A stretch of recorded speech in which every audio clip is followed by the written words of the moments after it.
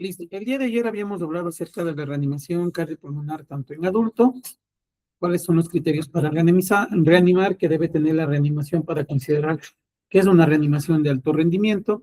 Sí, y con respecto a la cadena de supervivencia pediátrica, también hablamos ayer cosas muy puntuales con respecto a las pneumotenias y a las escalas de valoración de los pacientes pediátricos, qué es lo que debo considerar con respecto al TICOLS, con respecto al IEU de las alteraciones del estado de la conciencia y con respecto al TIPS, que también son pneumotenias que utilizo cuando tengo alteraciones del estado de la conciencia en un paciente pediátrico. Y eso lo hablamos el día de ayer. Importante, el TIPS es muy importante porque no puedo dejar de un lado la parte traumática, la parte infecciosa, la parte psicógena, los problemas endocrino-metabólicos y también los estadios de choque, dado que los pacientes pediátricos enmascaran los estadios de shock. ¿Sí? Ahora, ¿qué me dice la guía con respecto al soporte vital básico en niños? Si estoy solo, un reanimador va a realizar 30 compresiones con 2 ventilaciones.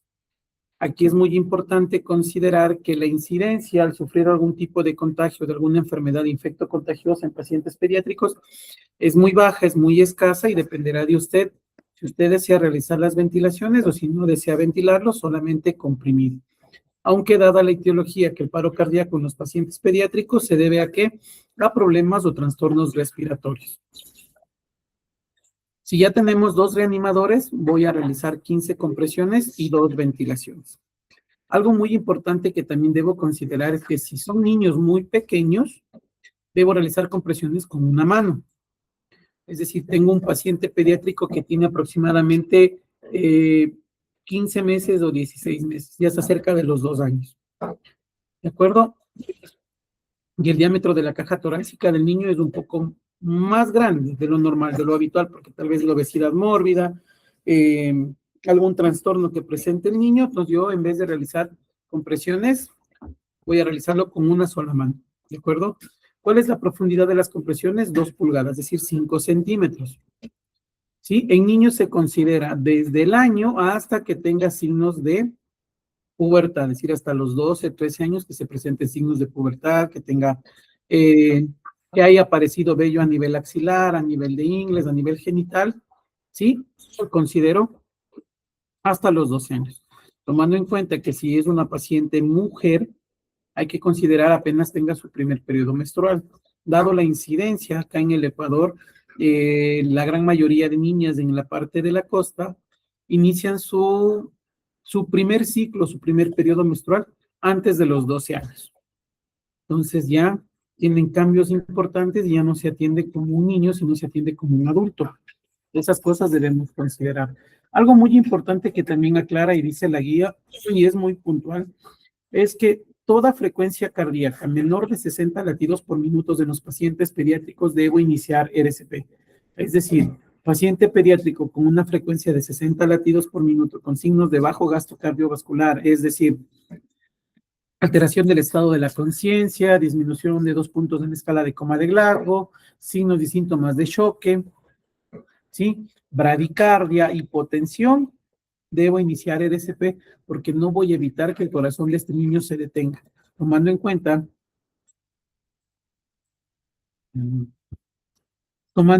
que esta frecuencia cardíaca es inferior para que el paciente pediátrico maneje ya un metabolismo. Sí, entonces debo considerar esto. Muchas de las veces se comete errores porque nos dejamos llevar por el oxímetro y decimos, no, sí tiene todavía pulso. Pero el niño está en signos de bajo gasto, ya está produciendo hipoxia de bajo gasto cerebral, está produciendo anoxia cerebral, ¿sí? El cerebro del niño comienza a sufrir, también disminuye la presión de perfusión cerebral, disminuye la perfusión miocárdica, porque es uno de los objetivos que yo debo garantizar que las arterias coronarias sigan perfundiendo al miocardio para tener un músculo cardíaco sano, ¿sí? Entonces tengo estos pequeños problemas. ¿Dónde localizo el pulso en los pacientes pediátricos? Femoral y carotidio. Una consideración importante es que si el paciente pediátrico tiene un peso de mayor de 35 kilogramos, al paciente pediátrico se lo atiende como un paciente adulto. ¿sí? Porque a los 35 kilogramos, paciente con 36 kilogramos, siendo pediátrico, ¿sí? Ya pesa 36 kilogramos, debo atenderle como paciente adulto porque hasta los 35 kilogramos tengo el tope de las escalas de medicación para cualquier tipo que yo vaya a administrarle al niño. Algo importante también que debo considerar es que en los pacientes pediátricos, muy pocas de las veces yo llego a utilizar el desfibrilador externo automático o llego a descargarlo. La guía recomienda que si se van a realizar descargas a los pacientes pediátricos deben realizarse con monitores manuales, donde considere que la dosis de descarga va a ser de 2 a 4 joules por kilogramo de peso. Si fuera el caso que no tengo un desfibrilador manual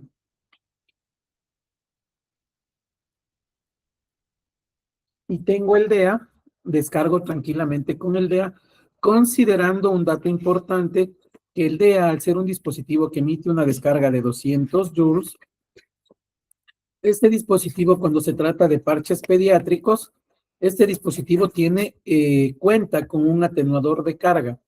Es decir, la energía de los 200 joules a través de este atenuador de carga la transforma en 50 joules y el paciente pediátrico es descargado con una dosis inferior a la dosis regular que tiene el dispositivo.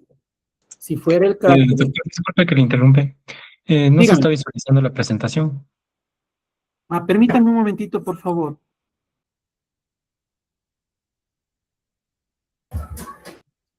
¿Me indican si se está compartiendo ya en este momento? ¿Se está compartiendo?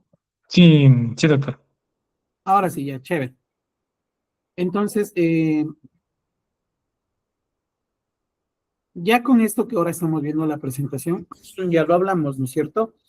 Entonces, debo considerar en el paciente pediátrico las frecuencias cardíacas inferiores a 60 latidos por minuto.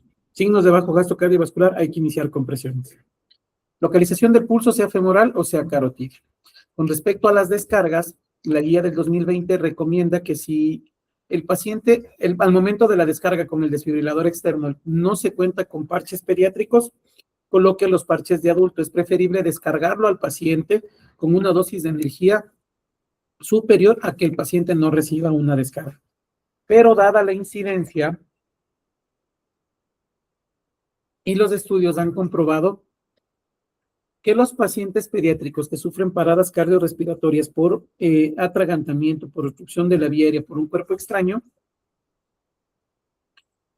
tienen un mejor pronóstico que el paciente adulto, porque este paro, al ser de etiología respiratoria, no va a necesitar el paciente pediátrico una descarga. Pero debo considerar la dosis de descarga en un monitor manual que sea de 2 a 4 joules por kilogramo de peso.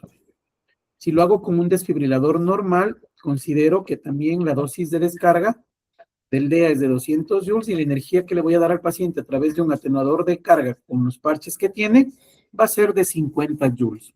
¿De acuerdo? Entonces son cosas muy importantes con respecto a los niños. ¿Cambia el manejo del paciente pediátrico con el adulto? Sí, cambia mucho. Con respecto a los bebés, sí, o hasta los lactantes menores que son de 0 a 12 meses, si estoy solo se sigue manejando 32 con un reanimador. 2 reanimadores, 15-2. Priorizo el tema de ventilaciones. La profundidad de compresión va a ser de 1.5 pulgadas. De igual manera, frecuencias menores a 60, inicio inmediatamente RCP. El cambio que existe con respecto a la reanimación en los pacientes, en los neonatos hasta los lactantes, ¿sí? Es considerar que ya no realizo las compresiones con la técnica de los 2 dedos, como se hacía habitualmente. Ahora, la guía me dice que debo abrazar el tórax del bebé y comprimir con los 2 pulgares para garantizar unas compresiones efectivas. Algo muy importante también que cambia y se modifica con la guía es que si el diámetro de la caja torácica del paciente lactante a los 8 meses o a los 10 meses te impide abrazar completamente el tórax, utilices el talón de una sola mano. Superficie dura, reposiciono la vía aérea, posición de olfateo y comienzo a dar compresiones únicamente con el talón de la mano, garantizando una compresión de 1.5 pulgadas.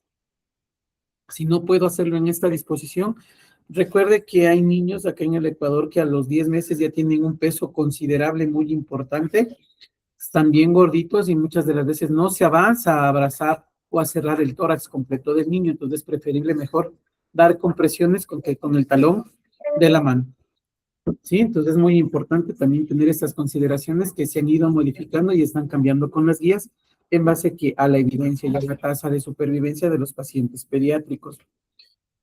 También hay que considerar que si es un paciente pediátrico que sufre un paro cardiorrespiratorio por ahogamiento y sumersión en una piscina, la reanimación se puede extender hasta un periodo de 30 minutos o 40 minutos, porque debo considerar que hace un estado de hipercloremia.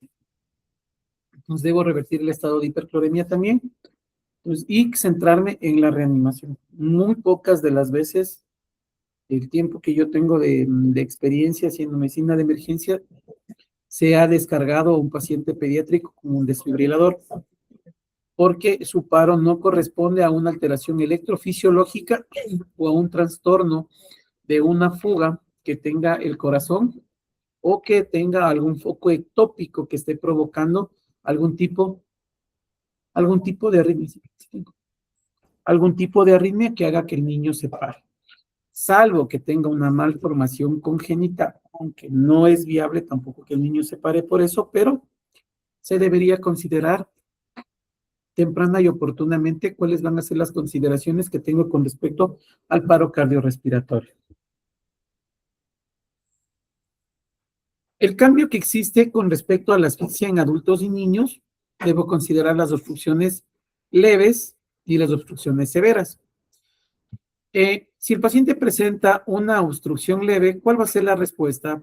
Pedirle al paciente que todavía continúe respirando, que mantenga la calma, alentarle al paciente a toser, ¿sí? Hay que activar el servicio de respuesta de emergencias médicas inmediatamente, lo activamos porque puede ser que el paciente se pare y no voy a contar con la ayuda ni el equipo de soporte vital avanzado para realizar la reanimación. El cambio que existe con respecto a la obstrucción de vía aérea por cuerpo extraño y que sea una obstrucción completa, ¿sí? Debo incitarle al paciente a toser, continuar con 5 golpes interescapulares en la espalda y 5 empujes abdominales y realizar la maniobra de Heimlich. Este cambio ya fue presentado en la guía del 2020 por la asociación, por la Cruz Roja Americana, pero en base a los estudios necesito más evidencia para sostener lo que la Cruz Roja Americana decía y después fueron tomadas por el ICOR y se toma que se debe realizar los golpes interescapulares como recomendaciones y también las compresiones abdominales.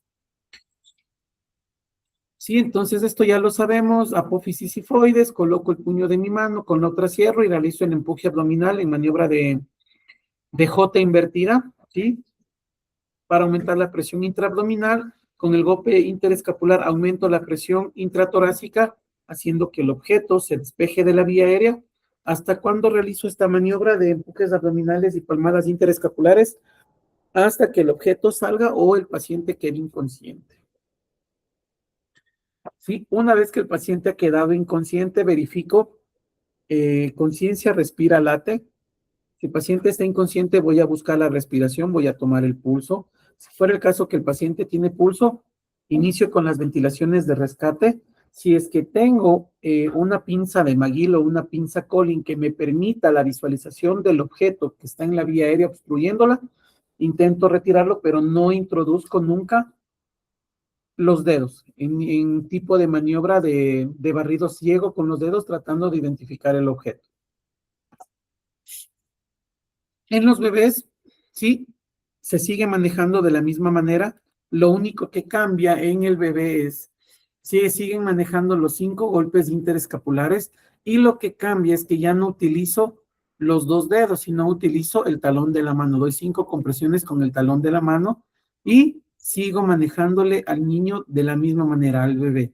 El único cambio que hay es que utilizo el talón de la mano, ya no los 2 dedos. Aquí el objetivo es que el objeto despeje la vía aérea. De igual manera, en el paciente pediátrico, en los bebés, no hago la maniobra de barrido ciego. ¿Por qué no hago la maniobra de barrido ciego? porque debo considerar que el paciente pediátrico tiene una vía aérea diferente, tiene un cambio anatómico importante a diferencia del adulto. La vía aérea del bebé, sí, o de los pacientes pediátricos es en forma de embudo, es una vía más corta, más estrecha, y por ende el objeto se va a alojar ahí e impide el proceso de oxigenación y ventilación. Si es que yo llegase a introducir el dedo queriendo hacer esta maniobra de barrido ciego, lo que voy a provocar es que el objeto se vaya más abajo y se obstruya en mayor cantidad la vía aérea del niño.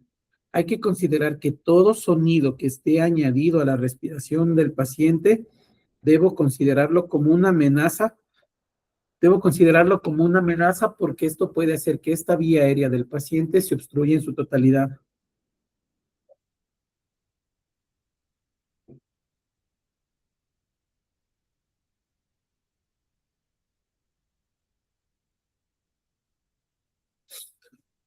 ¿Sí? Entonces, mis estimados amigos, este es el apartado de soporte vital básico, tanto en adultos como en niños y en bebés. ¿Es importante tener la teoría? Sí, es muy importante tener la teoría.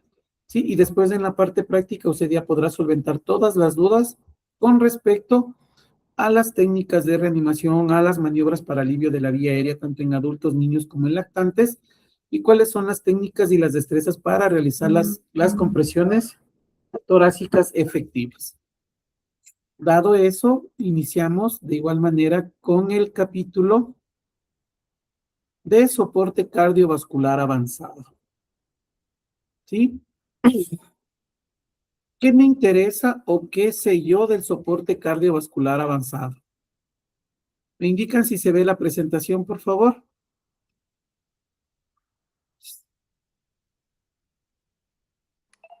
Sí, pero no se ve completo.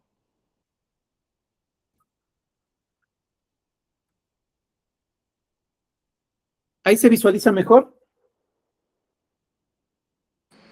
No, aún se ve la diapositiva de asfixia en bebés. Ya le voy a compartir nuevamente, no se preocupe.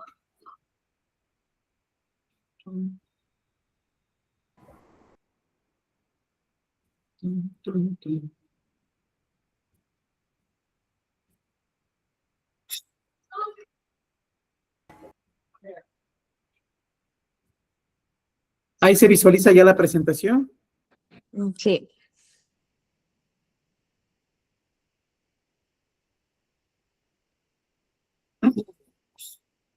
Listo, amigos. Vamos a entrar a un capítulo que es muy largo y muy extenso y tenemos que acabarlo hasta el día jueves.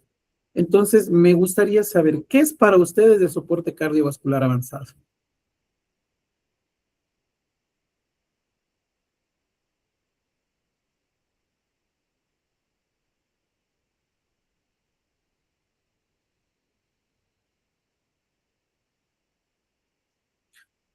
¿Qué es para usted? ¿Qué implica? ¿Y a qué conlleva el soporte cardiovascular avanzado?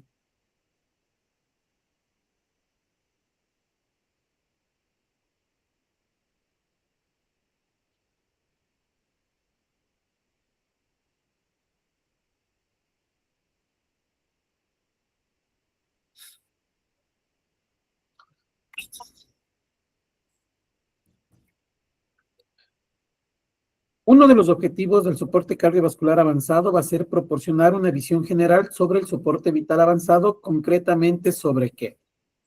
¿Cuáles van a ser los objetivos del soporte vital avanzado? ¿Cuál es el esquema de actuación en soporte vital avanzado?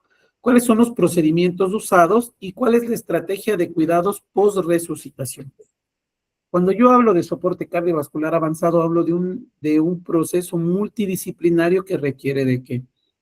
Requiere de mucha experticia por parte de todos los reanimadores, es decir, aquí ya necesito un equipo de reanimación integrado y conformado, en donde, ¿cuál será el objetivo principal del soporte cardiovascular avanzado? ¿Qué creen ustedes cuál es el objetivo principal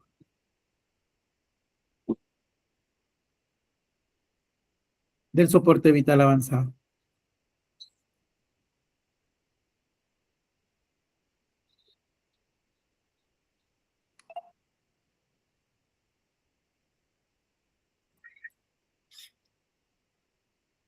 El objetivo principal del soporte cardiovascular avanzado es dar un manejo adecuado, temprano y oportuno de estas 5 cosas: bradiarritmias, taquiarritmias, ictus, síndrome coronario agudo y del paro cardiorrespiratorio.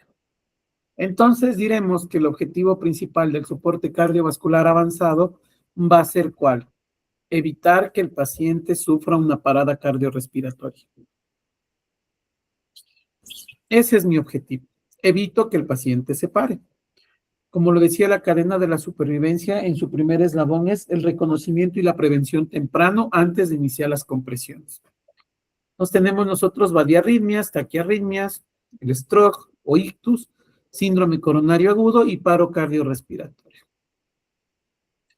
¿Qué características tiene que tener el soporte vital avanzado? Va a precisar de un equipo y de entrenamiento adecuado. El soporte vital avanzado debe ser iniciado antes de los 8 minutos, es decir, inicio 2 minutos de compresiones, un primer ciclo, e inmediatamente el paciente ya tiene que ser invadido para el manejo de su vía aérea, canalizado vías periféricas, para infusión de drogas, medicamentos, volumen o sangre que necesite el paciente o antídotos, ¿sí? Antes de los 8 minutos. Se inserta un eslabón a la cadena de supervivencia, que ya lo hablamos del día de ayer, es el eslabón de la recuperación y supervivencia, y exige disponer de un sistema de emergencias médicas, es decir, aquí necesito un manejo multidisciplinario del paciente, ¿de acuerdo? No solamente voy a hablar yo de paro cardiorrespiratorio, sino voy a hablar también de las bradiarritmias. Entonces es muy importante que nosotros sepamos cómo manejo una bradiarritmia. ¿Sí? Dar un tratamiento definitivo del PCR con el fin de restablecer la circulación y la respiración espontánea, con el objetivo principal de que el paciente después de un PCR salga con focalidad neurológica íntegra y conservada. Con una pequeña secuela neurológica que puede quedar, sí, pero hay que garantizar que el paciente salga con un buen pronóstico neurológico. Si hablo de la coordinación, voy a necesitar al menos 5 reanimadores para realizar soporte vital avanzado. En el avanzado dirige el más experimentado, él va a ser el líder de la reanimación. El líder no participa del paro cardiorrespiratorio, el líder comanda y dirige, orienta el paro cardiorrespiratorio, si fuera el caso, o el líder maneja tanto la bradiarritmia como la taquiarritmia, el síndrome coronario agudo y el ictus. Porque si yo no corrijo ninguna de estas etiologías, lo que puedo provocarle al paciente es que si no corrijo una bradicardia, el paciente se para, sí se para. Si no corrijo una taquicardia, no le doy el tratamiento que el paciente necesita, el paciente se va a parar. Entonces, es de vital importancia el manejo que yo le voy a dar a mi paciente en el soporte cardiovascular avanzado. A veces se tiene la idea que el soporte cardiovascular avanzado es únicamente el paro cardíaco. Es decir, tengo que sacar al paciente del paro, pienso solamente en que tengo que comprimir, administrar drogas, descargarle, entubarle al paciente cuando ese no es el objetivo. El objetivo va a ser que el paciente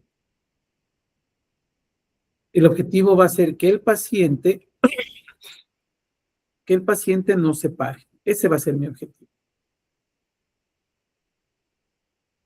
¿Sí? Entonces debo centrarme en eso. Ya no debo centrarme únicamente en que mi paciente tengo que hacer otros procedimientos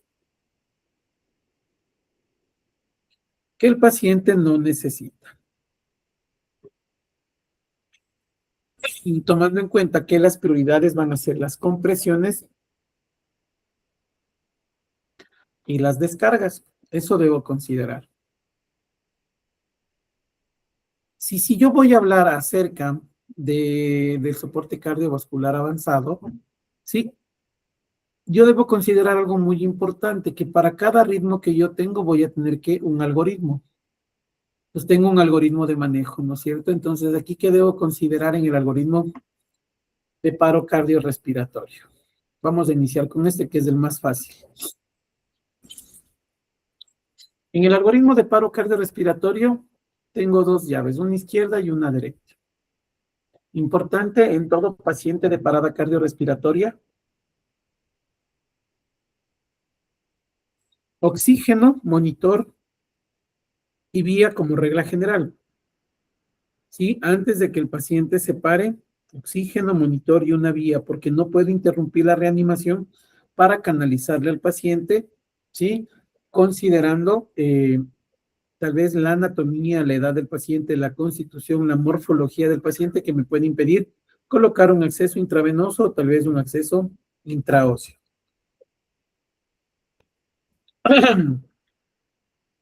¿Qué debo hacer aquí? Si el ritmo es desfibrilable, una FB o una TB sin pulso, inicio con una descarga. Automáticamente, si no tengo un cambio en el monitor después de la descarga, voy a iniciar con ¿qué? Con 2 minutos de RCP. Transcurridos los 2 minutos, y analizo si es que el ritmo sigue siendo una FB o una TB.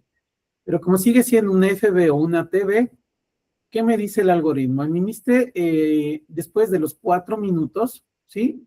A los 4 minutos, ¿qué me dice? Administra adrenalina cada 3 a 5 minutos. Considere la posibilidad de utilizar un dispositivo avanzado para el manejo de la vía aérea y capnografía. Si no tengo cambio electrofisiológico, inicio nuevamente. Después de los 2 minutos, vuelvo a analizar el ritmo, vuelvo a descargar a los 6 minutos que me dice. Administro amiodarona como antiarrítmico y lidocaína como antirrefractario. Pues, ¿cuánto tiempo me dura el paro cardíaco con un ritmo desfibrilable? ¿Cuántos minutos dura?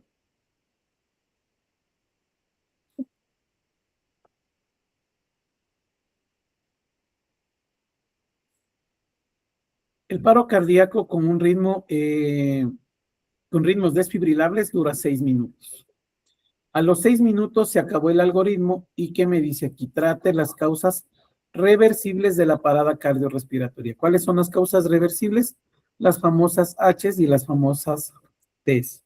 Considerando que si estos ritmos de esta FB o esta TB se vuelven refractarias, debo administrar lidocaína como antirrefractario, iniciar con una primera dosis de infusión que va a ser de 1 a 1.5 miligramos por kilogramo de peso, la primera dosis, seguido de una segunda dosis que puede ser de 0.5 hasta 0.75 miligramos por kilogramo de peso.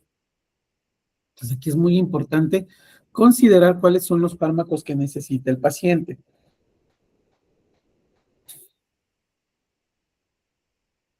Ya hablaremos más adelante con respecto a este ritmo que son desfibrilables. Al contrario de un ritmo que no es desfibrilable como la sístole y la actividad eléctrica sin pulso, el primer punto va a ser administrar que adrenalina. 2 minutos de RCP, considerar que manejo de la vía aérea avanzada, capnografía, se administra ya la adrenalina como primer fármaco de elección. Considerar que si existe, a los 4 minutos vuelvo a analizar el ritmo y considero que si no existen signos de retorno de la circulación espontánea, vaya al punto 10 y al punto 11. Sigo dando RCP y trato que las causas reversibles del paro cardiorrespiratorio. En este caso, cuando es un ritmo no desfibrilable, a los 4 minutos debo iniciar inmediatamente a tratar las causas que hicieron que el paciente se pueda parar. Y si llegase a tener retorno de la circulación espontánea, me voy a cuidados posparo cardíaco, considere si es apropiado continuar con la reanimación. Si ya ha pasado mucho tiempo y el paciente pasó de la fase eléctrica a la mecánica y de la mecánica a la metabólica, considero que tal vez la reanimación debe ser suspendida porque no voy a garantizar que tal vez mi paciente llegase a tener que retorno de la circulación espontánea. ¿Sí? Entonces, como se da cuenta, el algoritmo de paro cardiorrespiratorio es muy corto, es muy pequeño. Aquí la toma de decisiones oportunas son de vital importancia. Con respecto a los fármacos que yo le voy a administrar al paciente, debo considerar que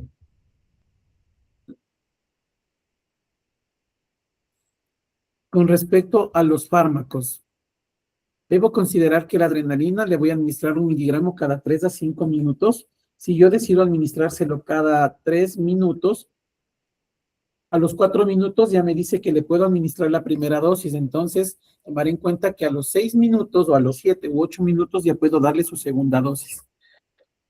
Como máximo, al paciente en paro cardiorrespiratorio únicamente le voy a dar 2 dosis de adrenalina. No le puedo dar más de 2 dosis porque la adrenalina es un fármaco beta adrenérgico alfa y beta positivo que dependiendo la zona del cuerpo, actúa y trabaja. A nivel del músculo cardíaco, trabaja directamente en los tropismos, en el cronotropismo, en el varmotropismo y en el inotropismo, que son características propias que tiene el corazón. Cronotiempo y no fuerza de contracción.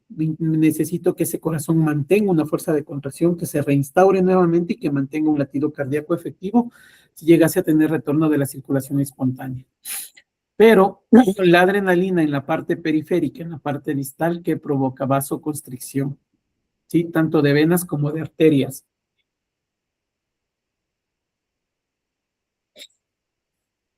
Hay que considerar que si al paciente yo le doy una tercera dosis de adrenalina, lo que puedo provocar es vasoconstricción cerebral, tengo disminución del flujo sanguíneo cerebral, disminuye la presión de perfusión cerebral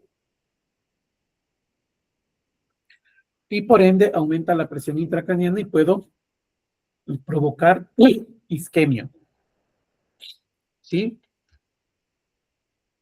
Importante considerar que la amiodarona, la primera dosis, va a ser en un bolo de 300 miligramos y una segunda dosis en un bolo de 150 miligramos. Importante, la amiodarona debe ser colocada o debe ser diluida en suero glucosado, sea al 5 o al 10%.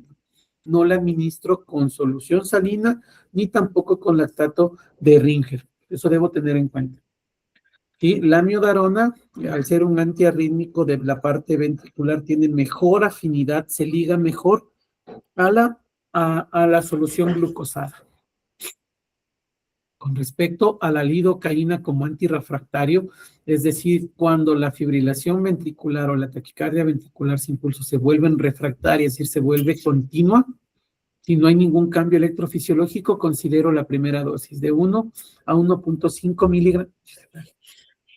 De 1 a 1.5 miligramos kilogramo de peso, ¿sí? La primera dosis. Y una segunda dosis de 0.5 a 0.75 miligramos kilogramo de peso. ¿Sí? Estos son los fármacos que participan en la parada cardiorrespiratoria. Hay que tomar en cuenta que si el paciente presenta una taquicardia ventricular polimórfica, ¿sí? La famosa torcida de puntas, ¿sí? Aquí ya no administro amiodarona ni lidocaína. Aquí lo que el paciente necesita es sulfato de magnesio para que cambie esta arritmia que tiene el paciente. ¿Sí? Entonces, esto es muy importante. Con respecto al manejo avanzado de la vía aérea, debo considerar la utilización de dispositivos supraglóticos para el manejo de la vía aérea. Si es que yo decido o quiero entubarle al paciente, debo considerar que primero la experticia, la habilidad y la destreza cognitiva que voy a tener para poder pasar un tubo endotraqueal. Una vez que se ha colocado un dispositivo avanzado o un dispositivo definitivo para el manejo de la vía aérea, debo considerar que tanto las compresiones como las ventilaciones se vuelven independientes. Es decir, 2 minutos continuos de RCP en las compresiones y una ventilación cada 6 segundos para garantizar una frecuencia ventilatoria de 10 ventilaciones por minuto.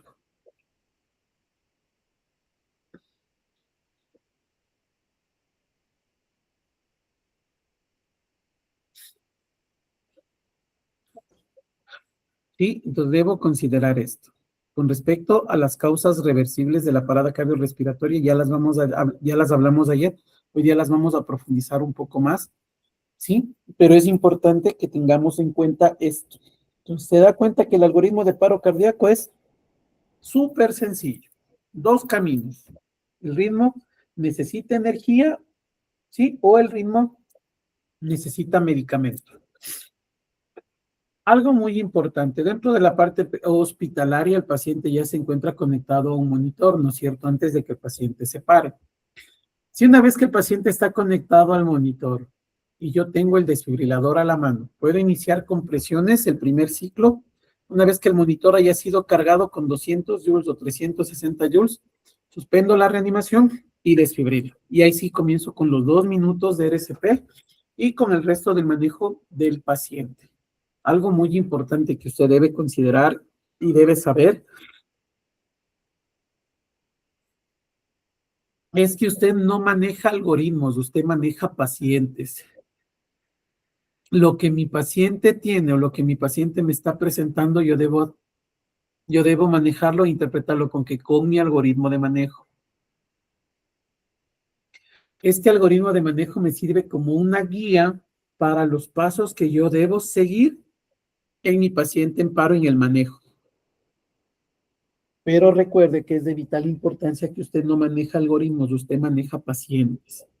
Importante, usted no ve monitores, ve pacientes. Lo que el paciente tiene, yo trabajo con eso. No me centro directamente en el manejo de un algoritmo. ¿Sí? Entonces aquí podemos apreciar la fibrilación ventricular normal y la fibrilación ventricular polimórfica. Aquí necesito sulfato, aquí necesito amiodarona o necesito adrenalina, amiodarona o lidocaína. Como hablábamos, si los ritmos son desfibrilables, iniciar con dosis en un monitor monofásico, la dosis más alta es de 360 y en la bifásica es de 200 joules. Debo considerar siempre la dosis de descarga, la dosis de energía, dependiendo del monitor. Es importante que si es un monitor que me da una dosis de energía alta, es preferible descargarle al paciente con una dosis de energía mucho más alta que con una dosis de energía baja. Pero va a depender si es que es monofásico o si es bifásico. Algo muy importante que es de vital importancia tomarlo en cuenta con respecto cuando yo voy a desfibrilar. La evidencia está sustentando que puede existir un mejor proceso de reanimación con las descargas cuando se realiza con parches que con palas, ¿sí? Porque si yo voy a descargarle al paciente con las palas del monitor desfibrilador, debo considerar que si lo voy a descargar con palas, yo necesito hacer una presión de 20 kilogramos en el tórax del paciente para poder administrar la descarga, tomando en cuenta que los parches del DEA conducen la energía de manera bifásica, es decir, de un parche al otro parche. Pero en cambio las palas dan una dosis de descarga generalizada. La evidencia también ha sustentado que si un paciente, un reanimador, está tocándole al paciente al momento de la descarga con un DEA, lo único que va a provocar el DEA no es una parada cardiorrespiratoria, lo que va a provocar es que el corazón se aturda y provoque una arritmia,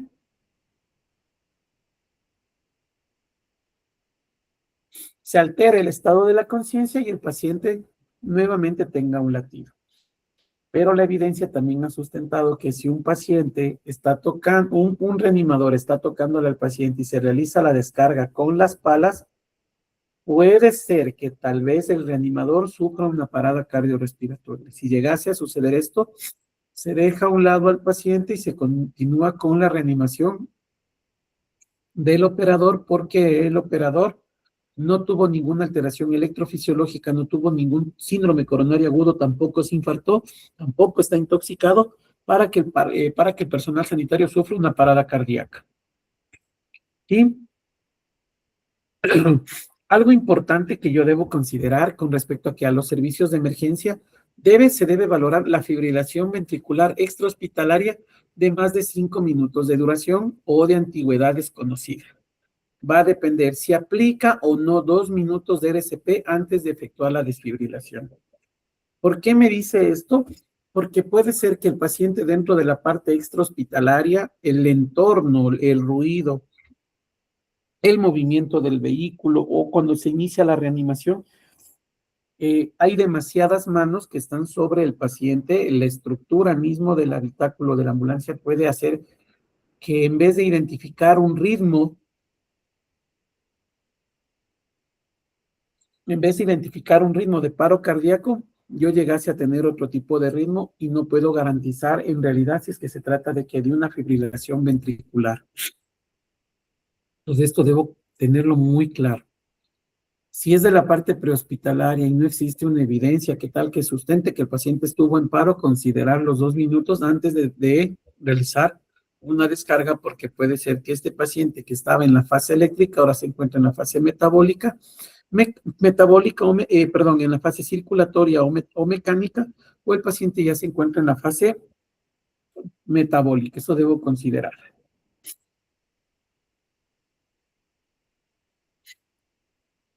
Cuando yo tengo un paciente con una PCR y con ritmo no desfibrilable, inicio la RCP, evalúo el ritmo, busco pulso solo si existe un ritmo organizado. Eso debo considerar y debo tenerlo muy en claro.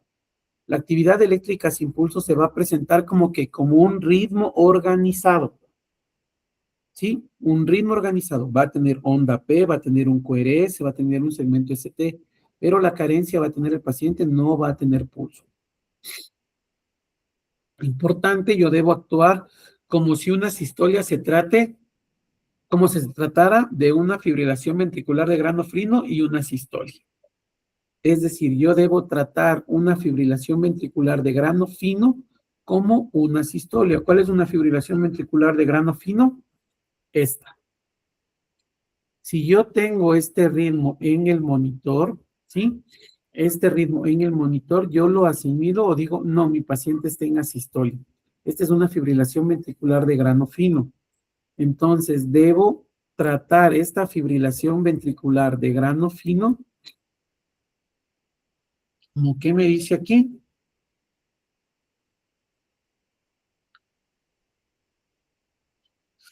¿qué me dice? Actúe como si una sistolia se tratara de una fibrilación ventricular de grano fino y una sistolia. Si tengo dudas en que es una fibrilación ventricular de grano fino, mejor la manejo como asistolia, administrando adrenalina, dando compresiones, hasta que se manifieste la fibrilación ventricular como tal. El acceso venoso y la vía aérea como situación previa. La adrenalina ya sabemos cada 3 a 5 minutos, pero preciso la primera dosis lo antes posible.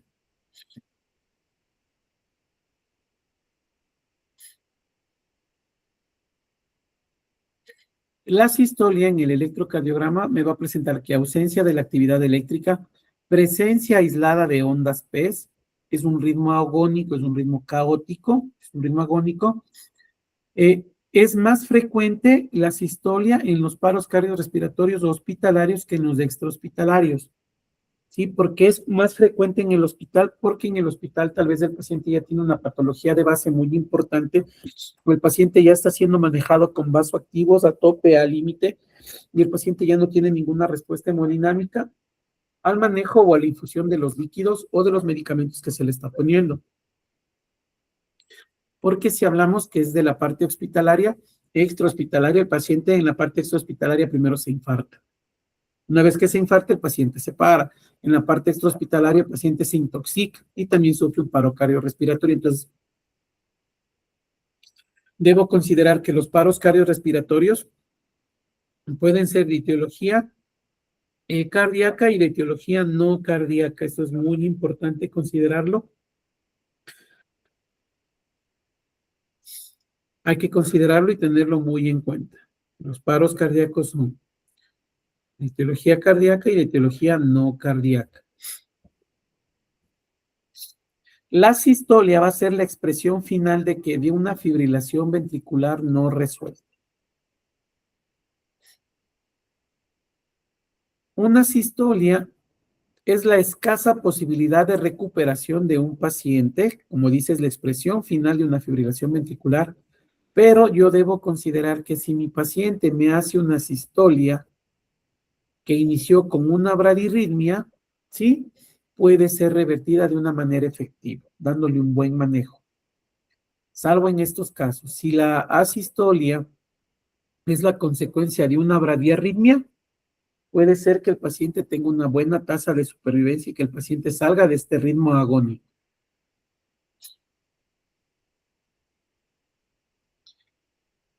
Algo importante, la fibrilación ventricular puede ser confundida con la sistolia por Primero, fallo del equipo, amplificación escasa del electrocardiograma, artefactos por movimiento, mala proyección de la onda de fibrilación ventricular en derivación seleccionada. Es decir, si yo coloco malos electrodos, las derivaciones unipolares y las derivaciones precordiales son mal colocadas, puede tener que una sistolia y el paciente no va a estar en asistolia, va a tener otro ritmo. Importante, si la causa no es técnica, no cambiar la pauta, ya que una fibrilación ventricular de grano fino tiene idéntico tratamiento que una sistolia hasta que la fibrilación ventricular se manifieste en su totalidad, lo que habíamos hablado antes. Yo puedo confundir esta fibrilación ventricular de grano fino con una sistolia, la trato como una sistolia hasta que la fibrilación ventricular se manifieste de manera completa. ¿Sí? Permítame un segundito, por favor, estoy un poquito congestionado.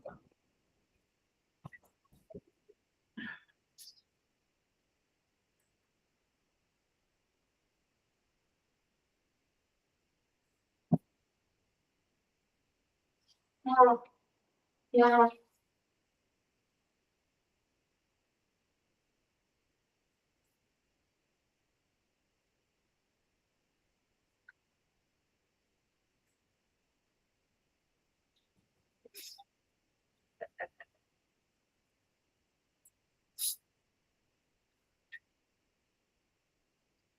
Listo, ahora sí vamos a hablar de las famosas H's y las famosas T's. Eso ya lo hablamos del día de ayer. Hoy día solamente lo vamos a recordar. Importante descartar y tratar en lo posible las causas reversibles. Considerar el manejo de las H's. Si está hipoxia, hay que ventilar al paciente con oxígeno suplementario del 85 al 100%. Importante, vigile la calidad de la ventilación aportada. Es de vital importancia que si usted le está asistiendo a la ventilación con bolsa, mascarilla, siempre debe estar conectado a una fuente de oxígeno, porque si no, simplemente estoy dando ¿qué? Ventilación a presión positiva. La hipovolemia va a ser que es secundaria o no a una hemorragia. Aporte de líquidos intravenosos de volumen no sueros glucosados. La cantidad que yo puedo ponerle a mi paciente de líquidos o de solución salino de lactato de Ringer siempre va a ser un tope de 1000 ml. Así el paciente tenga un trauma craneoencefálico severo y me dice, no le ponga líquidos porque voy a aumentar el edema, yo debo reponer volumen. ¿Sí? Si tengo sospecha de hiper o hipocalemia o trastornos metabólicos, siempre debo ser que una sospecha analítica, un diagnóstico analítico. ¿Se acuerda lo que hablábamos ayer? Si tengo alteraciones hidroelectrolíticas, sodio y potasio, es importante que administrar que gluconato de calcio al 10%, 10 ml. Está indicado para qué tratamiento: la hiperpotasemia tóxica, la hipocalcemia y la intoxicación por antagonistas de calcio. Aunque si yo tengo una intoxicación por calcio, antagonistas o por antagonistas de calcio, es de vital importancia que yo le administre a mi paciente glucagón para tratar de revertir este tipo de intoxicación que puede tener el paciente. Hipotermia, un solo manejo definitivo, desde fácil diagnóstico porque tengo descenso de la temperatura, existe un protocolo específico. 2 vías periféricas de hueso calibre 14 o 16, administrar líquidos a 37 grados, paciente con sondaje vesical, sondaje nasogástrico, manta térmica, soluciones calientes en pliegues, ¿sí? Una vez que el paciente ha alcanzado los 37 grados de temperatura central, inicio yo con la reanimación. Mientras el paciente no esté caliente, yo no puedo declarar la muerte del paciente sin haber iniciado una reanimación cardiopulmonar efectiva. ¿Sí? Tome en cuenta que la hipotermia también está dentro de los cuidados posparo cardíaco, porque la hipotermia en los cuidados posparo cardíaco me habla de que el paciente necesita un manejo rápido, temprano y oportuno de la temperatura.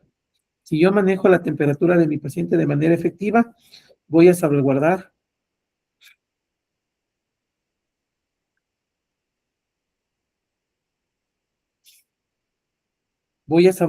órganos diana importante. ¿Sí? Es lo que a mí me interesa. Con respecto al manejo de las TES, debo considerar que el neumotórax, atención, es un diagnóstico clínico Voy a realizar como tratamiento la descompresión con un catéter, seguida de un tubo de drenaje torácico. Pero, como hablaba el día de ayer, tanto el neumotórax de atención y el taponamiento cardíaco y las trombosis coronarias y pulmonares son progresivas, son identificables con signos y síntomas si el paciente está conectado a un monitor o con la clínica que me manifieste el paciente. ¿Sí? Entonces, el taponamiento cardíaco y neumotórax de atención, si fuera el caso que el paciente se pare, un diagnóstico muy difícil en el paro cardíaco, excepto porque se asocia a traumatismo torácico o a cirugía cardíaca. Tratamiento pericardiocentesis guiada con ecografía o toracotomía según la etiología del taponamiento cardíaco. ¿Sí? Importante, tóxicos y sobredosificación de fármacos. Diagnóstico porque por antecedentes, antídoto específico si se dispone. Pues debo tratar a mi paciente si tuviese algún tipo de parada cardiorrespiratoria. No es de etiología traumática, no es de etiología cardiovascular por afectación de la bomba o por alteración del sistema de conducción cardíaco, asocio que a los famosos toxíndromes.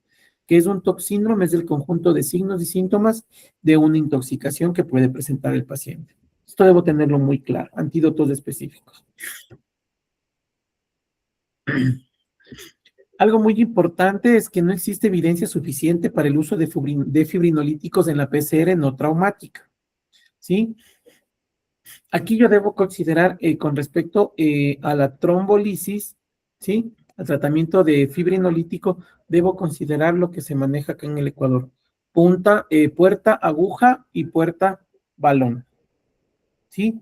En el caso de síndrome coronario agudo o del infarto agudo de miocardio, hay un tratamiento específico, hay un protocolo ya específico que me indica cómo debo manejarlo al paciente.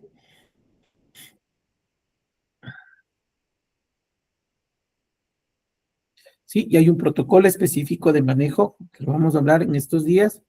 Ya no debo centrarme o enfocarme solamente en 4 fármacos dependiendo las consideraciones clínicas que tenga el paciente. Podré administrar o no podré administrar esos fármacos, debo considerarlo en base a mi historia clínica, a mi anamnesis y al sampler que yo le realice al paciente. Si yo hablo de los cuidados post-resucitación, debo tomar en cuenta algo muy importante. Es un elemento esencial de la cadena de la supervivencia. Esto ha sido manejado con los protocolos extranjeros. Tome en cuenta que todas las guías de manejo de pacientes son americanas, ¿sí? Son protocolos que se manejan a nivel del mar, no son protocolos que se manejan a la altura. Sí, entonces esto debo tener muy en cuenta y es de vital importancia saberlo. Es importante que nosotros sepamos que hasta el 85% de los pacientes reanimados con éxito fallecen en las horas siguientes. En Reino Unido, solo el 30% de los pacientes ingresados en la UCI por una PCR son dados de alta a su domicilio. Entonces debo considerar estas cosas que son muy importantes. ¿De acuerdo? ¿Qué sucede con los cuidados post-resucitación? ¿Es muy importante la post-resucitación de un paciente? Sí, pero también debo tomar en cuenta ciertos factores que van a incidir en que si este paciente llegase o no a tener que un manejo oportuno en donde el objetivo sea que el paciente salga con un buen pronóstico después de los cuidados posparo cardíaco.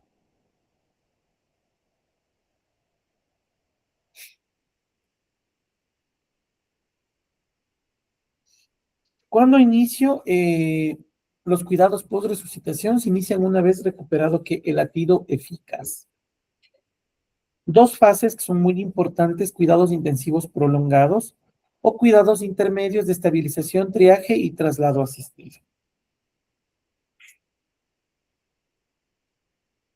Debo tomar en cuenta que voy a tener confluencia de situaciones en la fase post-resucitación. Importante patología fundamental, causa que desencadenó el paro cardiorrespiratorio. ¿Cuáles son las patologías asociadas que tuvo el paciente antes de la parada cardiorrespiratoria? ¿Cuáles van a ser las complicaciones que yo pude tener o pude encontrar en donde? En el paro cardiorrespiratorio, y también considerar uno de los factores más importantes, que es el síndrome post-resucitación. ¿Por qué debo considerar el síndrome post-resucitación? ¿Sí? Porque debo asociar este síndrome post-resucitación a qué? A las complicaciones, a las enfermedades. ¿Cuál fue la causa que hizo que el paciente se pare? ¿Sí? Para que el paciente tenga algún tipo de complicación con el síndrome de post-resucitación. ¿Qué puedo encontrar en el síndrome post-resucitación, estimados? Primero, fracaso multiorgánico. Voy a tener que afectación en el sistema neurológico, encefalopatía posnatóxica. Dentro del sistema circulatorio voy a tener arritmias recurrentes, es decir, este paciente que ya tiene un latido eficaz, pero no recupera su focalidad neurológica, ha sido llevado a la sedación y a la analgesia. Este paciente comienza a hacer arritmias, pueden ser bradirritmias o taquiarritmias. Este paciente ya se complica un poco porque ya tengo una alteración, tengo una falla en el sistema cardionector. Considerar si es que el paciente presenta,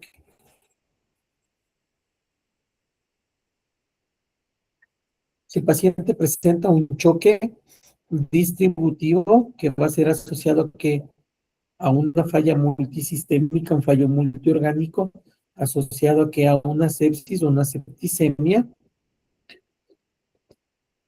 Bajo gasto, shock cardiogénico. Si ya tengo una afectación del corazón como tal, como bomba, ya disminuye la precarga, también va a bajar la poscarga, y al bajar el gasto cardíaco, al disminuir el gasto cardíaco, también disminuye la resistencia vascular periférica, y por ende va a disminuir también la tensión arterial.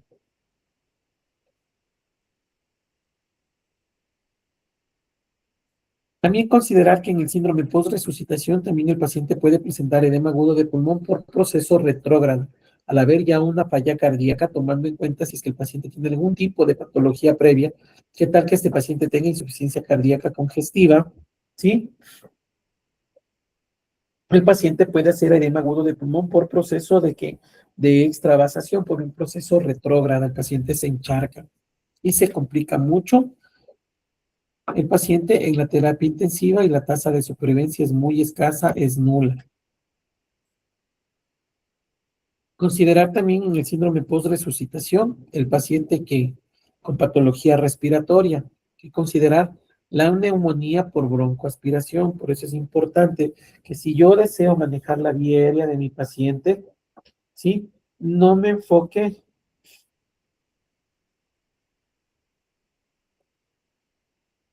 en la intubación endotraqueal,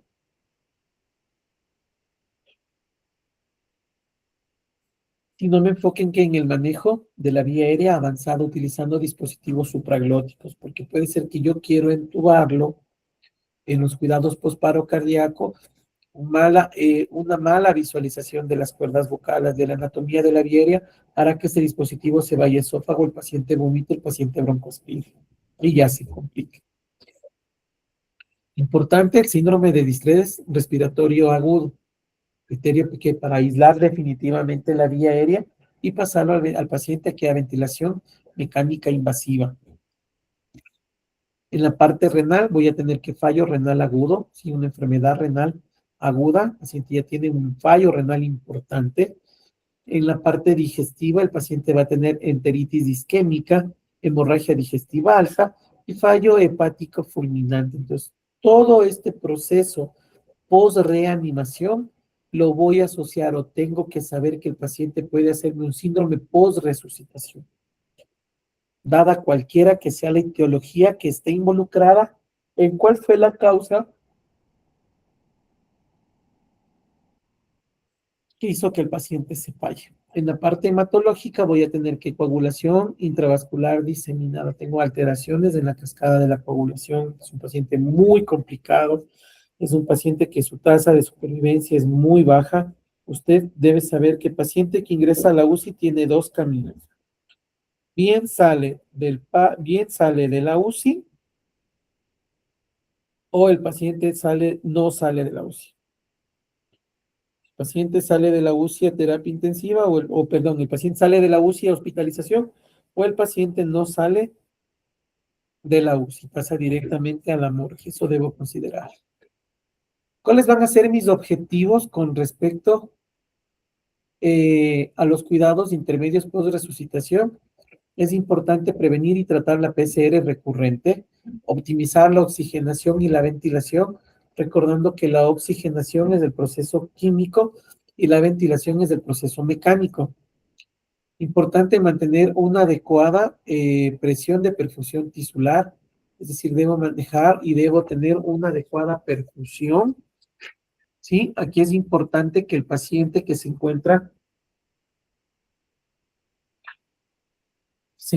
en la UCI y está con cuidados post-resucitación, si la presión arterial hay alteraciones en la presión arterial, yo no puedo llevarle a este paciente a un estado de normotensión, debo tenerlo a este paciente una hipotensión permisiva, ¿sí?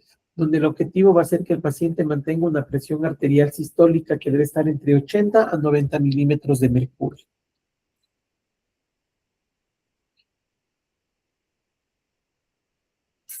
Importante evitar y tratar todo lo que contribuya al incremento de la lesión cerebral, tomando en cuenta que puede ser que este paro cardíaco no sea de etiología cardíaca, sino que sea por un trauma cráneoencefálico o por un TEC, ¿sí? Yo debo evitar y manejar al paciente evitando que esta lesión cerebral primaria que tenga el paciente pase a formar una lesión cerebral secundaria. Debo considerar que en la lesión cerebral secundaria el paciente va a convulsionar, el paciente puede hacer fiebre, el paciente va a aumentar el edema cerebral, y si llegase a aumentar el edema cerebral, el paciente se va a encontrar en el famoso ciclo sin fin. Dentro de la parte extrahospitalaria hay que clasificar al paciente para decidir a dónde efectuar el traslado. Aquí yo debo realizar un triaje. Si yo tengo un paciente e identificado un síndrome coronario agudo, ¿sí? O una angina estable, o una angina inestable, ¿sí? Tengo mi paciente con una angina inestable, yo debo realizar un adecuado triaje, porque este paciente que tiene esta angina inestable, este paciente no necesita una casa de salud de primer nivel, un centro de salud tipo B, ni C. Este paciente necesita un hospital de segundo a tercer nivel, donde pueda ser solventado, ¿sí? Y solucionado el problema que tiene el paciente a nivel dentro de su parte cardiovascular.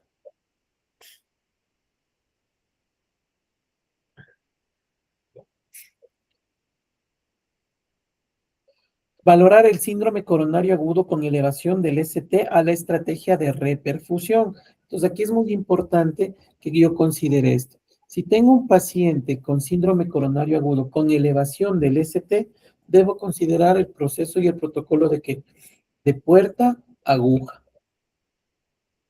Tengo a este paciente que tiene elevado el ST, este paciente se está infartando, ¿no es cierto? Puede ser por una placa arteromatosa, ¿sí? O puede ser porque el paciente tenga un trombo intramural o extramural que están impidiendo la perfusión miocárdica, el paciente se está infartando. Entonces yo debo considerar el tiempo puerta aguja. Si considero la reperfusión, debo iniciar con un tratamiento sistémico multidisciplinario en el síndrome coronario agudo, con elevación del ST. Debo comenzar con el tratamiento de ¿qué? La famosa MONA. Morfina, oxígeno, nitroglicerina y aspirina. Pero importante es considerar si a mi paciente le voy a poner morfina. Debo considerar la morfina, que la morfina tiene sus efectos secundarios muy marcados. Pues dentro de los efectos secundarios de la morfina tengo que depresión del centro respiratorio, provoca hipotensión, provoca bradicardia al paciente. Y si este paciente está sufriendo un infarto ha bajado gravemente el gasto cardíaco y yo le doy morfina, puedo provocar que este paciente también baje más del gasto cardíaco por la bradicardia que está presentando y por la hipotensión. Es recomendable, si no tengo morfina, administrarle al paciente que fentanilo. Su periodo de acción, su mecanismo de acción para la terapia del dolor es mucho más amplio, va mejor que la morfina. Si el paciente sufre, coloco el fentanilo, hay que poner oxígeno suplementario, sea con cánula nasal, ¿sí? O con mascarilla simple, considerando algo muy importante. Dentro del manejo del paciente con síndrome coronario agudo, la guía me dice que el paciente debe saturar más de ¿cuánto? La saturación del paciente debe ser mayor ¿a cuánto? Mayor al 94%, ¿no es cierto? Pero ahora importante, ¿qué debo considerar yo para administrar o no administrar oxígeno? Como son guías americanas, hay que considerar que Estados Unidos está ¿qué? ¿Sobre o al nivel del mar?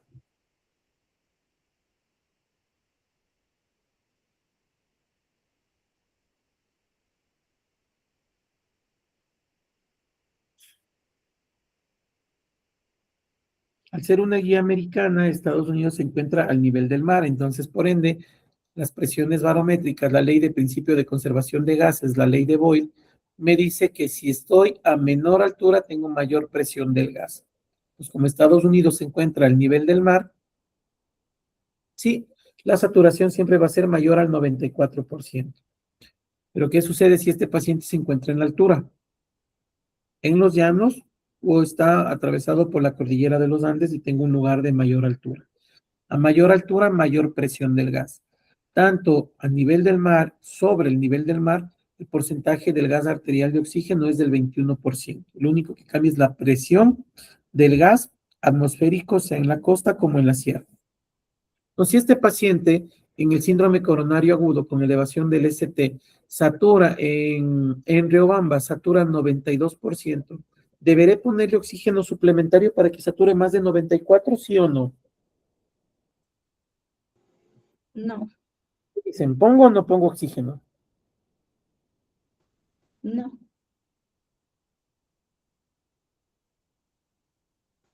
Aún listo. No le escucho, ¿puede alzar un poquito más la voz?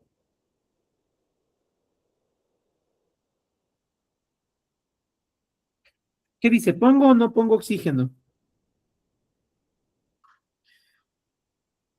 No voy a poner oxígeno porque el paciente está en altura. Entonces, el paciente en altura tiene hipoxia hipovárica. Mi paciente no necesita oxígeno porque su saturación está bien. Si el paciente está en la costa y satura menos del 94%, sí tengo que ponerle oxígeno porque tengo una deficiencia del aporte de oxígeno a nivel de gas arterial. ¿Sí? Entonces, eso debo considerar si mi paciente necesita o no necesita oxígeno. ¿De acuerdo? Importante con la nitroglicerina, ¿qué es el dato importante con la nitroglicerina? Es de vital importancia hacer en la anamnesis del paciente, considerar y preguntarle al paciente si es que no toma inhibidores de la fosfonisterasa o si es que no tuvo un infarto de ventrículo derecho. ¿Qué pasa si este paciente toma inhibidores de la fosfonisterasa? Este paciente toma sildenafil o tadalafilo. Puede ser hombre o mujer que tenga dentro de sus patologías de base, tenga hipertensión pulmonar y el paciente se infarta y usted le da nitroglicerina. ¿Qué sucede si yo al paciente que tome un inhibidor de la fosfonisterasa, en este caso sildenafil o tadalafilo, sí, considerando que el sildenafil y el tadalafilo son vasodilatadores y la nitroglicerina también tiene que un efecto vasodilatador y también tiene un efecto analgésico. Si yo a este paciente que está con una presión arterial, se está infartando y está con una presión arterial, qué sé yo, de 110/70, está bien con esa presión, ¿no es cierto? No hay signos de bajo gasto, está con una presión estable, pero ¿qué sucede si a este paciente yo le doy nitroglicerina? Y el paciente después de 2, 3 minutos, el paciente se hipotensa. ¿Qué me quiere decir esto? ¿Qué creen, amigos, que me quiera decir esto? Si el paciente se hipotensa después de la administración de la nitroglicerina, me está indicando o me está diciendo clínicamente que el paciente ha tenido una toma previa de sildenafil o de tadalafil. ¿Sí? Esto me está revelando la hipotensión que va a tener el paciente previo a la administración de la nitroglicerina. Entonces, debo ser muy cuidadoso en la entrevista y en la anamnesis que le realice al paciente.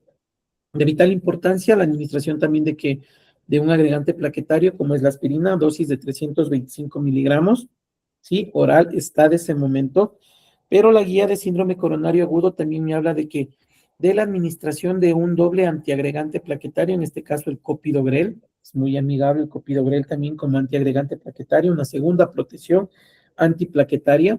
Hay que darle también al paciente estatinas, darle al paciente simvastatina de 20 o de 40 miligramos. Considerar para la terapia de reperfusión, esto es puerta, balón para reperfundir, pero si yo tengo un paciente con elevación del ST, con manifestaciones clínicas muy importantes, debo comenzar también con el protocolo y el proceso de dilución del paciente, es decir, administrarle al paciente heparina fraccionada o heparina de bajo peso molecular o enoxaparina. Darle también al paciente un calcio antagonista. Considerar si es que el paciente dentro de sus patologías de base es hipertenso, considerar si dar un ARA2 o un IECA. ¿Sí? Entonces ya es un tratamiento multisistémico para el síndrome coronario agudo. ¿De acuerdo? Entonces por eso yo acá en el Ecuador hablo de un protocolo puerta aguja y puerta balón. En otros países del tercer mundo, un paciente infartado se lo maneja en la ambulancia, en la parte prehospitalaria, se hace telemedicina y el paciente es transportado directamente ¿a dónde? A la sala de coronarios para la reperfusión. Sí, entonces esas cosas debo considerar con el síndrome coronario agudo, con elevación del ST, pero con la estrategia de reperfusión. Considerar puerta aguja y puerta balón. De vital importancia, traslado asistido al centro más útil o al centro más cercano. De vital importancia, cuáles son las actuaciones en los cuidados intermedios, en los cuidados inmediatos, perdón. Monitorización de electrocardiograma de 12 derivaciones, saturación parcial de oxígeno que sea mayor al 94% en el nivel del mar o mayor al 90% sobre el nivel del mar. En el paciente consciente, oxigenoterapia y valoración inmediata de la intubación endotraqueal, considerado que el tratamiento neuroprotector. Si está el paciente inconsciente, aislamiento definitivo de la vía aérea. Intubación o técnica alternativa. Importante, disponibilidad de una vía venosa estable, mantenimiento de una tensión arterial media suficiente, es decir, yo debo mantener una tensión arterial media que debe estar entre los 65 y 75 milímetros de mercurio. Control de las convulsiones si aparecieran, tomando en cuenta que puede presentar asociado que a una lesión cerebral traumática dentro de los estadios secundarios, de las lesiones primarias, las lesiones secundarias, hay que evitar que el paciente convulsione. TSG de 12 a nivel extrahospitalario, triaje y traslado adecuado a una casa de salud donde pueda ser recogida los datos del paciente. Sí, es muy importante saber a dónde llevarlo al paciente. Sí, porque si hago una mala valoración con este paciente, lo llevo a un hospital donde no cuente con lo que mi paciente necesite, es comenzar a perder ¿qué? Comenzar a perder el tiempo. Sí, los pacientes que sufren infartos o que tienen retorno de la circulación espontánea, importante saber cómo atenderlo, a dónde llevarlo. De vital importancia la recogida de datos de la historia clínica de estilo Utstein.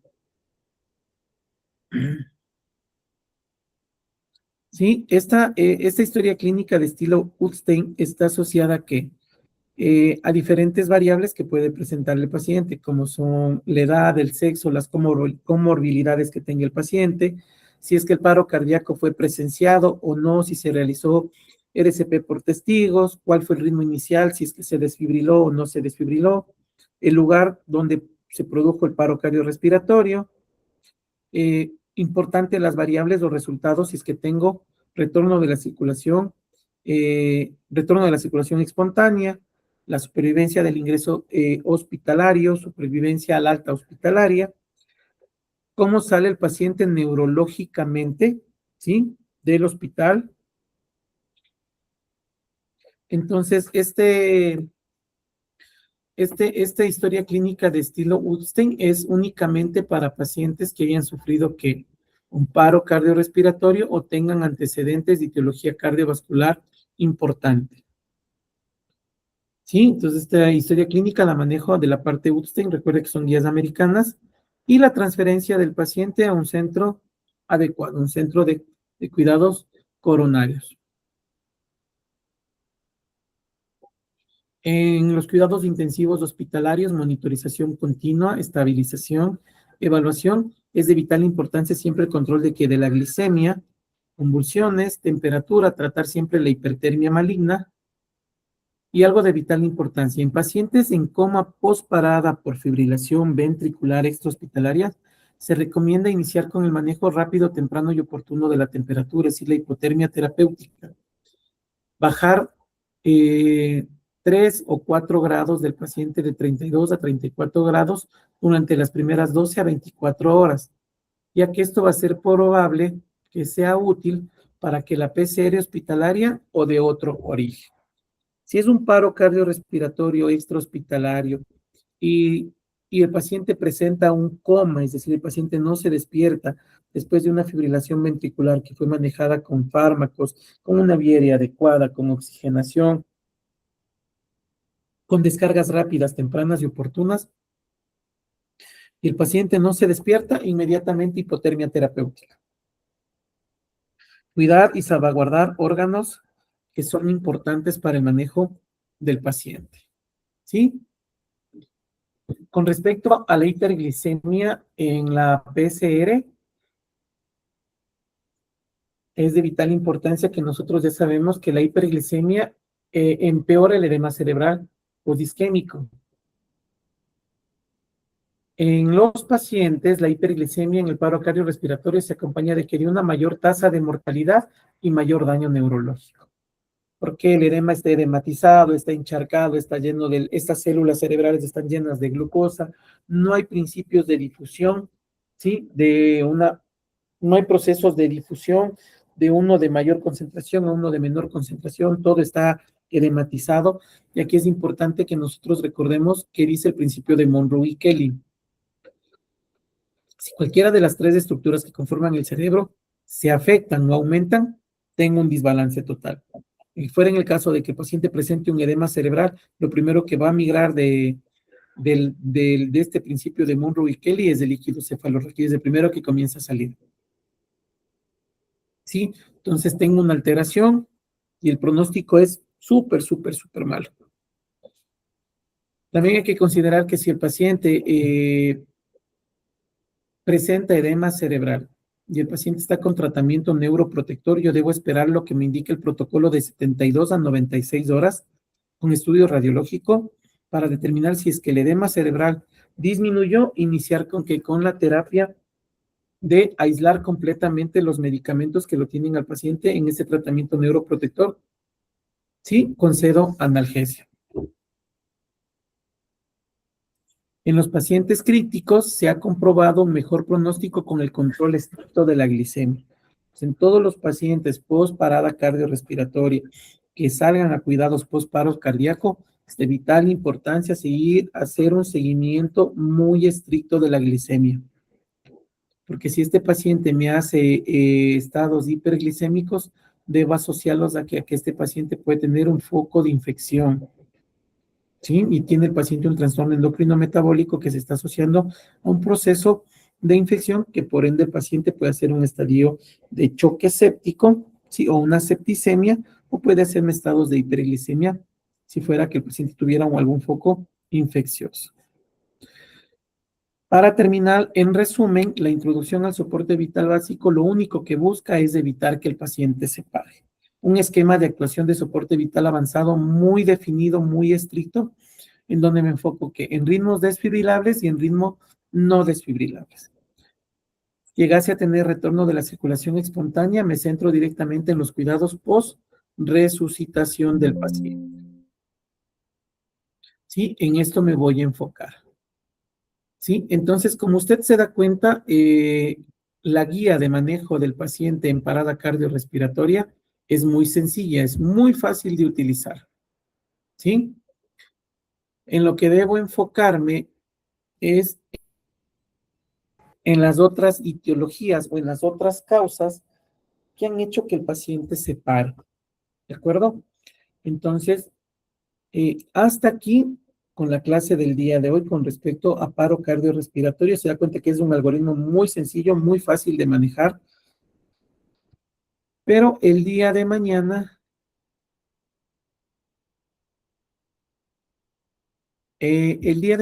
vamos a hablar acerca de